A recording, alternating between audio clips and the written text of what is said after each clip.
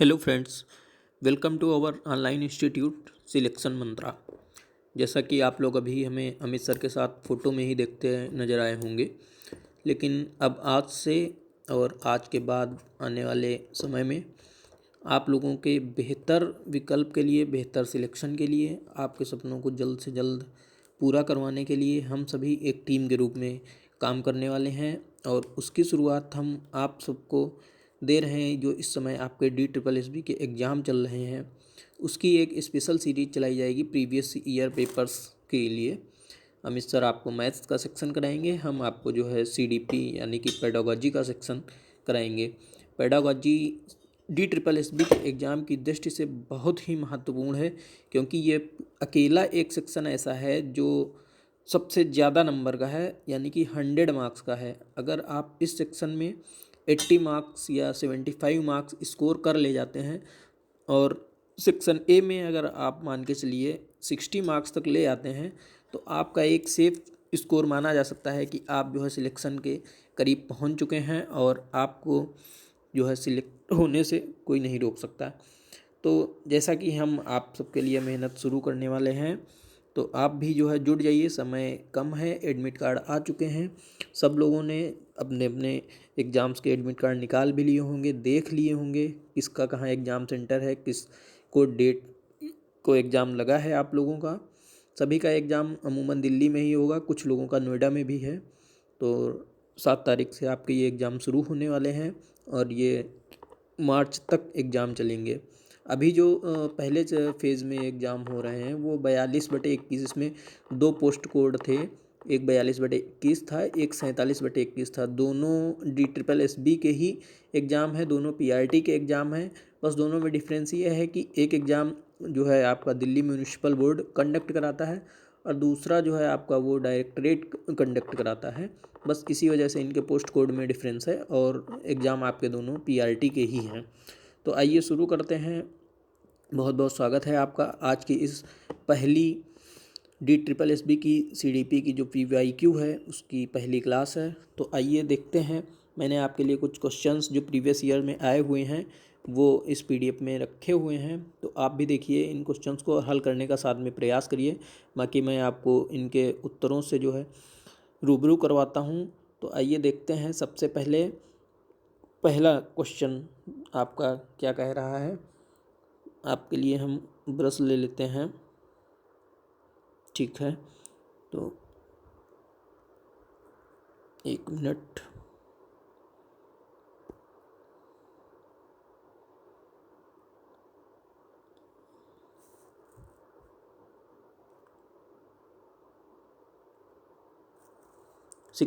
तो हम देखिए आपका पहला क्वेश्चन क्या कह रहा है। पहला क्वेश्चन कह रहा है कि शिक्षा शास्त्र हमें सिखाने के लिए क्या बता सकता है। तो ये चूँकि पेडागोजी का सेक्शन है और सबसे पहले हमने क्वेश्चन इसीलिए पेडागोजी का ही रखा है। Pedagogy can tell us to teach. अच्छा, इस बात का ध्यान रखिएगा कि पेपर आपका बाइलिंगुअल आएगा, लेकिन आप कोशिश करिए कि इस एग्ज़ाम के लिए इंग्लिश में ही क्वेश्चन पेपर को सॉल्व करें, तो आपको जो है वहाँ पे सॉल्व करने में आसानी होगी। तो देखते हैं पहला क्वेश्चन आपका क्या कह रहा है। What pedagogy can tell us to teach. First option है व्हाट, हाउ, व्हेन। शिक्षा शास्त्र हमें सिखाने के लिए बता सकता है। तो ऑप्शन आप देख रहे हैं इसमें क्या क्या दिए हैं। तो देखिए कि शिक्षा शास्त्र जो है वो हमको पढ़ाने के लिए बता सकता है कि हमको किस तरह पढ़ाना है और कब पढ़ाना है, यानी कि आपका आंसर डी जो है वो सही होगा। अच्छा, इस पे विचार करते हैं कि क्या क्यों नहीं होगा। क्या इसलिए नहीं होगा क्योंकि हमको क्या पढ़ना है ये हम आवश्यकता के अनुसार, हम अपनी ज़रूरतों के अनुसार, समाज के अनुसार जो है पढ़ते हैं। और शिक्षा शास्त्र जो है वो हमें कब और किस तरह पढ़ाना है इस बात पे जो है गौर करता है। दूसरा क्वेश्चन है कि निम्नलिखित में से कौन सा प्रभावी शिक्षण का विज्ञान है। तो इसमें आपका आंसर जो है वो डी आंसर सही है कि जो शिक्षा शास्त्र है वो प्रभावी शिक्षण का विज्ञान है। तीसरा क्वेश्चन आपका कह रहा है कि is a very detailed and specific plan consisting of intended learning outcomes, description of teaching learning strategies and activities and actual tool for assessment of learning outcome. यह एक बहुत विस्तृत और विशिष्ट योजना है जिसमें इच्छित सीखने के परिणाम है, शिक्षण का विवरण, सीखने की रणनीति और गतिविधियों और सीखने के परिणामों के मूल्यांकन के लिए वास्तविक उपकरण, इकाई योजना, वार्षिक योजना, पाठ योजना, पंचवर्षीय योजना। तो यहाँ हम देख रहे हैं कि अच्छा, सबसे पहले इसमें देखिए कौन सा ऑप्शन जो है वो बिल्कुल नहीं हो सकता है। तो इसमें पंचवर्षीय योजना तो आपका ऑप्शन बिल्कुल ही गलत हो गया। दूसरा, इसमें जो आपका वार्षिक योजना हो गया ये भी आपका बिल्कुल गलत हो गया। दो ऑप्शन आपके बिल्कुल चले। अब आपके पास ऑप्शन बचते हैं ए और सी, इकाई योजना और पाठ योजना। तो इसमें आपका आंसर सी जो है वो सही होगा, क्योंकि हम किसी भी क्लास टीचिंग में जाते हैं या किसी भी प्रकार की टीचिंग हो तो सबसे पहले हम एक लेसन प्लान बनाते हैं। लेसन प्लान जो होता है उसमें हर चीज़ का एक डाटा दिया होता है कि हमको क्या करना है, क्या पढ़ाना है, कितना पढ़ाना है, कैसे पढ़ाना है, कब पढ़ाना है। और जो एक्चुअली लेसन प्लान है वही एक प्रभावी शिक्षण अधिगम की जो है सबसे महत्वपूर्ण कुंजी है। इसलिए लेसन प्लान बहुत ही आवश्यक है। आपका इसमें आंसर सी सही है, पाठ योजना जो है वो आपका सही आंसर है। नेक्स्ट क्वेश्चन देखते हैं, which of the following statements regarding unit plan in teaching learning process is correct. शिक्षण अधिगम की प्रक्रिया में इकाई योजना के बारे में निम्नलिखित में से कौन सा कथन सही है। तो देखते हैं, it is an outline of the programme of action after determining the sub units, या सब यूनिट्स के निर्धारण के बाद कार्यवाही के कार्यक्रम की रूपरेखा है। It is a detailed plan which consists of intended learning outcomes, teaching, learning strategies and activities, assessment tools for learning outcome। यह एक विस्तृत योजना है जिसमें सीखने के परिणाम, शिक्षण सीखने की रणनीतियों और गतिविधियों के मूल्यांकन उपकरण शामिल हैं। तो इसमें जो है आपका ऑप्शन नंबर सी सही होगा, पहला और दूसरा जो है।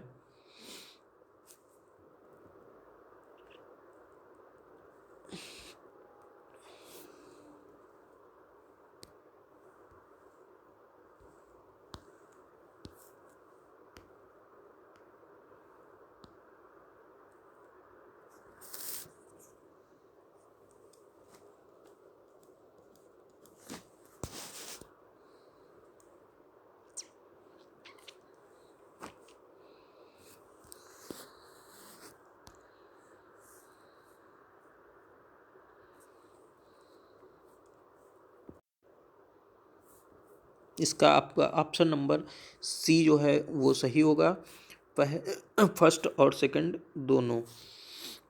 नेक्स्ट क्वेश्चन देखते हैं, बच्चों के कार्य को प्रदर्शित करते समय एक शिक्षक को किन बातों को ध्यान में रखना चाहिए। रंग के माध्यम से कार्य को जोड़ना या समन्वय करना, कौशल का इस्तेमाल एक बैकग्राउंड के रूप में करना। इसमें आपका ऑप्शन नंबर फर्स्ट जो है वो से केवल सही है, यानी कि बी ऑप्शन आपका ये जो है करेक्ट होगा। नेक्स्ट क्वेश्चन देखते हैं आपका क्या कह रहा है कि what is the relevance of behaviour modification approach in classroom teaching. क्या शिक्षण में व्यवहार संशोधन दृष्टिकोण की प्रासंगिकता है। क्या शिक्षण में व्यवहार संशोधन बोले तो बिहेवियर मॉडिफिकेशन। तो इसमें आपका ऑप्शन क्या कह रहा है, सुदृढ़ीकरण के बिना दोहराव सीखने को नहीं बढ़ाता है।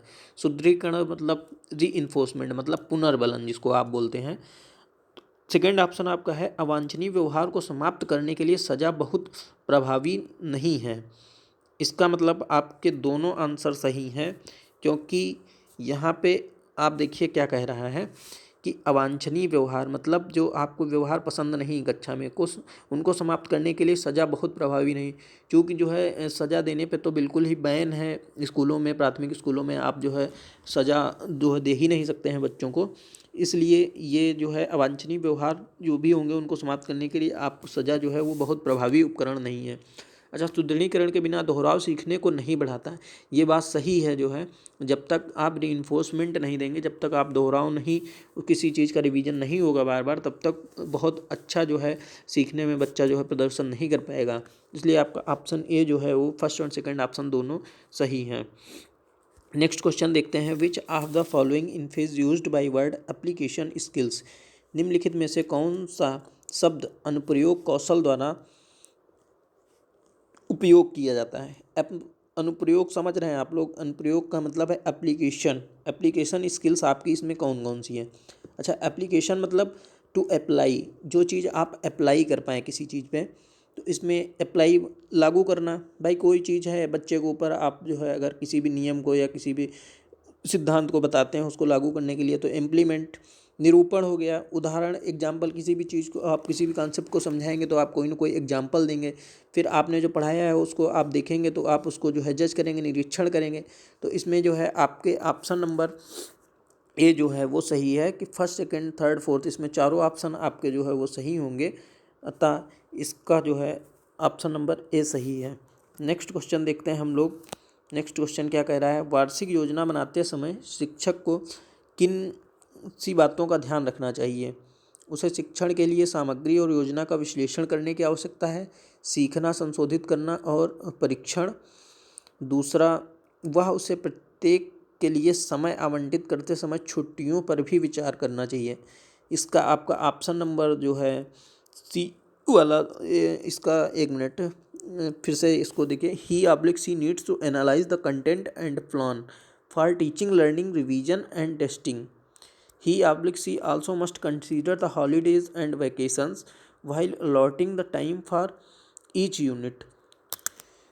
इसमें आपका चूँकि ये एक क्वेश्चन आया हुआ था, ये बहुत ही कंफ्यूजिंग क्वेश्चन था। इसमें कई 2-3 बार आया है और हर बार इन्होंने जो है आयोग ने अलग अलग आंसर को माना है। लेकिन आप इसमें जो है जो एक आधिकारिक उत्तर कुंजी आती है आयोग की, उसके अनुसार से इसमें आप ऑप्शन ए के साथ जाएंगे, इसलिए आपका ऑप्शन ए इसमें सही माना है आयोग ने। नेक्स्ट आपसे क्वेश्चन कह रहा है कि डिफाइन प्लान, प्लान को परिभाषित करिए।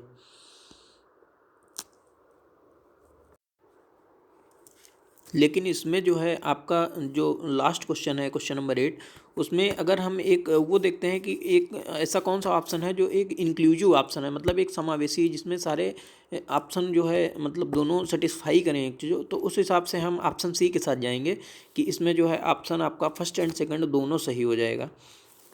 अच्छा, नेक्स्ट क्वेश्चन पे चलते हैं, क्वेश्चन नंबर 9 पे कि व्हाट इज प्लान, प्लान को डिफाइन करिए। तो किसी विशेष कार्य को शामिल करने वाली गतिविधि करना। प्रश्न पूछें हमने आखिरी पाठ में क्या किया, ऐसा तो नहीं है सिर्फ प्लान में इतना ही शामिल हो। पिछले चरण से समेकित भाषा का विस्तार और इसे निजीकरण करके, ऐसा भी कुछ नहीं, निजीकरण तो कोई बात ही नहीं हो सकती है इंक्लूसिव एजुकेशन में। ऑप्शन नंबर लास्ट आप देखिए D, providing context for the activity, गतिविधि के लिए एक संदर्भ प्रदान करना। मतलब कि हम जो भी कक्ष में गतिविधि करने वाले हैं, जो बच्चों को पढ़ाने वाले हैं, बताने वाले हैं, उनको जो क्रियाकलाप करवाने वाले हैं, उनके लिए एक कॉन्टेक्स्ट चार्ट में मतलब जो है लिखना कि हाँ आज ये चीज़ें क्लासरूम में होंगी। तो इसका आपका ऑप्शन नंबर 8 जो है 9 का डी ऑप्शन वो सही हो जाएगा। निम्नलिखित में से कौन सा दीर्घकालीन योजना का उदाहरण है? ये तो बहुत ही इजी क्वेश्चन है, इसको तो आप लोग जो है ऐसे ही देख के बता सकते हैं कि सबसे ज़्यादा जो है आपकी दीर्घकालीन योजना, मतलब भाई सब आपके क्वार्टरली एग्ज़ाम होते हैं, हाफ ईयरली एग्ज़ाम होते हैं, लेकिन सबसे बाद में होते हैं ईयरली एग्ज़ाम। तो ये जो आपकी वार्षिक योजना है ये सबसे दीर्घकालीन योजना है। नेक्स्ट क्वेश्चन आपका देखते हैं क्या कह रहा है। 11 नंबर क्वेश्चन, आवेदन उद्देश्य से क्या तात्पर्य होता है? यह तर्क, परिकल्पना, व्याख्या और भविष्यवाणी की क्षमताओं को विकसित करके हासिल किया जाता है। नंबर 2, संबंध, भेदभाव, उदाहरण और सामान्यीकरण को देखने की क्षमताओं को विकसित करके यह महसूस किया जाता है। सी ऑप्शन है आपका, यह किसी व्यक्ति की उच्चतम आवश्यकताओं को पूरा करके और आंतरिक प्रेरणा को नियोजित करके हासिल किया जाता है। डी ऑप्शन है, यह याद और मान्यता क्षमताओं को विकसित करने के लिए हासिल किया जाता है। इसका आपका ऑप्शन नंबर ए सही है कि यह लॉजिक जो है आपकी बेस जो है परिकल्पना, डिस्क्रिप्शन है और भविष्यवाणी की क्षमताओं को विकसित करके हासिल किया जाता है। इस आपका ऑप्शन नंबर ए जो है वो सही होगा इसमें क्वेश्चन नंबर 11 का। नेक्स्ट क्वेश्चन देखते हैं, क्वेश्चन नंबर 12 आपका क्या कह रहा है। संज्ञानात्मक क्षेत्र डोमेन में स्मरण से आप क्या समझते हैं? स्मरण बोले तो मेमोरी, यानी जो आप रिकॉल करते हैं कि क्या आपको जो पहले पढ़ा है आपने, उन सब चीज़ों को जब आप दोबारा से रिकॉल करने की कोशिश करते हैं, याद करने की कोशिश करते हैं, तो उसको ही जो है आप स्मरण कहते हैं। तो ये आपका ऑप्शन देखिए क्या है। विचारों या सामग्रियों के मूल्य के बारे में निर्णय लेना, एक नई स्थिति में या तन्मयता के अनुत्तेजित उपयोग में अवधारणा का उपयोग करना, अर्थ, अनुवाद, क्षेपक और व्याख्या को समझना, पहले सीखी गई जानकारी को स्मरण करना या पुनः प्राप्त करना। जैसा कि मैंने बताया कि आपने जो कुछ पहले पढ़ रखा है उसे जब आप रिकॉल करते हैं वही आपकी मेमोरी है। तो इसका आपका ऑप्शन नंबर डी जो है वो सही होगा। नेक्स्ट क्वेश्चन देखिए 13। संज्ञानात्मक क्षेत्र में संज्ञानात्मक डोमेन में कितनी श्रेणियां होती हैं? तो इस पे अगर एक और क्वेश्चन मान लो इसी से रिलेटेड पूछ देता है कि ये है क्या आपका संज्ञानात्मक डोमेन, कॉग्निटिव डोमेन क्या है? डोमेन मतलब परिसर बोल सकते हैं, डोमेन मतलब क्षेत्र बोल सकते हैं, एरिया। तो जो आपके भावात्मक जो क्या कहते हैं, अगर पढ़ते हैं ज्ञानात्मक उद्देश्य जो है आपके दिए गए हैं उनको जब वर्गीकरण किया गया तो जो हमारे ब्लूम महोदय हैं, ब्लूम सर ने 1956 के आसपास इनको जो है 3 भागों में डिवाइड किया था। उसी में से एक भाग है कॉग्निटिव डोमेन। कॉग्निटिव डोमेन को इन्होंने 6 भागों में विभाजित किया था। उन 6 भागों में जो है आपका सबसे पहला ज्ञान आता है, फिर बोध आता है, फिर अनुप्रयोग आता है, फिर विश्लेषण आता है, फिर संश्लेषण और सबसे लास्ट जो पार्ट होता है वो मूल्यांकन आता है। तो संज्ञानात्मक डोमेन में जो है वो आपके 6 श्रेणियाँ होती हैं। नेक्स्ट क्वेश्चन आपका कह रहा है मनोचिकित्सक डोमेन से क्या तात्पर्य है? मानसिक कौशल, शारीरिक विकास, भावनात्मक विकास, मानसिक या शारीरिक कौशल। तो इसमें देखिए इंक्लूसिव ऐसा तो है नहीं कि केवल मानसिक कौशल या केवल शारीरिक विकास।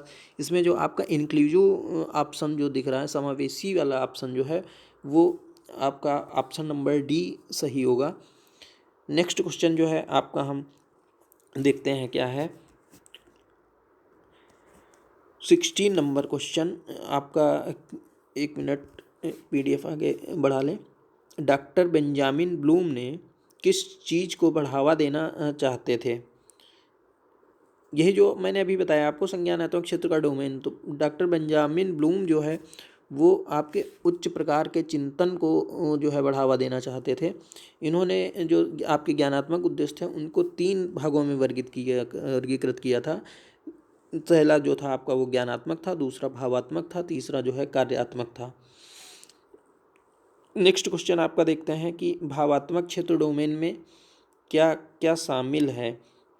भावात्मक क्षेत्र डोमेन जो है आपका वो ऑप्शन नंबर बी, भावनाओं या भावात्मक क्षेत्रों में वृद्धि, ये सही होगा। नंबर 3 आपका जो नेक्स्ट क्वेश्चन है, ज्ञान उद्देश्य क्या है? यह संबंध, भेदभाव, उदाहरण और सामान्यीकरण को देखने की क्षमताओं को विकसित करके हासिल किया जाता है। नेक्स्ट ऑप्शन, यह किसी व्यक्ति की उच्चतम आवश्यकताओं को पूरा करके आंतरिक प्रेरणा को नियोजित करके हासिल किया जाता है।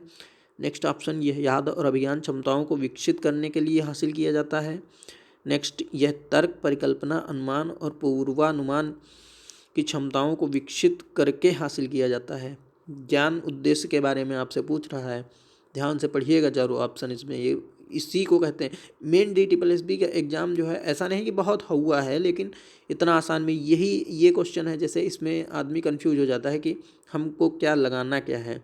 तो देखिए इसमें क्या आपके हिसाब से ऑप्शन सही होगा, इस पर आप लोग जो है एक बार विचार करिएगा। मैं आपको इसका सही ऑप्शन बता दे रहा हूँ। ऑप्शन नंबर सी जो है वो इसका सही ऑप्शन है। यह याद और अभिज्ञान क्षमताओं को विकसित करने के लिए हासिल किया जाता है। लास्ट क्वेश्चन आपका है, निम्नलिखित में से कौन सा अनुप्रयोग के उद्देश्य के रूप में माना जाता है? ए, शब्दावली का उपयोग करना, बी, प्रभावी ढंग से पढ़ना, सी, केंद्रीय शब्दों को अपने शब्दों में बताना और डी, कथन को परिभाषित करना। इसका ऑप्शन नंबर सी सही होगा। क्वेश्चन नंबर 16 एक बार आप लोग देख लीजिए, भावनात्मक क्षेत्र डोमेन में क्या शामिल है? भावनात्मक क्षेत्र डोमेन में जो है, जब आपका जो ज्ञानात्मक उद्देश्यों का वर्गीकरण किया गया था, ज्ञानात्मक, भावात्मक और क्रियात्मक है, तो भावात्मक क्षेत्र को भी जो है 5 भागों में ब्लूम महोदय ने जो है बांटा था।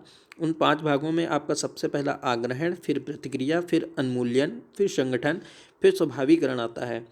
इस तरह आपके ये DSSB में प्रीवियस ईयर के कुछ आए हुए क्वेश्चंस थे जो बहुत ही इम्पॉर्टेंट है और ये क्वेश्चन कई बार जो है रिपीट किए गए हैं। तो इनको आप लोग बहुत ध्यान से देखिएगा, फिर से प्रैक्टिस करिएगा। और हम तो कह रहे हैं कि आप जिसने भी DSSB का एग्ज़ाम डाला है, अगर उसने अभी कुछ नहीं पढ़ा है तो आने वाले जो 15 दिन है उसमें आप डेली से ये सीरीज करिए। मैथ के लिए अमित सर आपको पढ़ाएंगे और सीडीपी के लिए हम आपको पर डे 15 से 20 क्वेश्चन हल कराएंगे। अगर आप समझ के अपना कॉन्सेप्ट लगा के उसको जो है अच्छे से करते हैं तो निश्चित ही आप पासिंग मार्क्स ले आएंगे इस एग्ज़ाम में। और जिनका भी एग्ज़ाम है उन सभी के लिए हमारे तरफ से बहुत ढेर सारी शुभकामनाएं। आप सब निरंतर पढ़ते रहिए और बहुत अच्छा करिए। हमारा ये पाठशाला के नाम से यूट्यूब चैनल है, जिस पे हम अभी आपको DT+B की सीरीज इस चैनल पे ख़त्म होने के बाद में उस पे हम आपको डिस्क्रिप्टिव क्लास जो है पर डे दिया करेंगे। तो जिस को भी अभी हमारे चैनल को सब्सक्राइब नहीं किया है वो सब्सक्राइब कर लीजिए। थैंक यू दोस्तों, मिलते हैं फिर कल एक और नई DT+B की सीरीज़ के साथ लेके आते हैं फिर आपके लिए क्वेश्चन। तब तक के लिए आप लोग अच्छे से पढ़िए। धन्यवाद।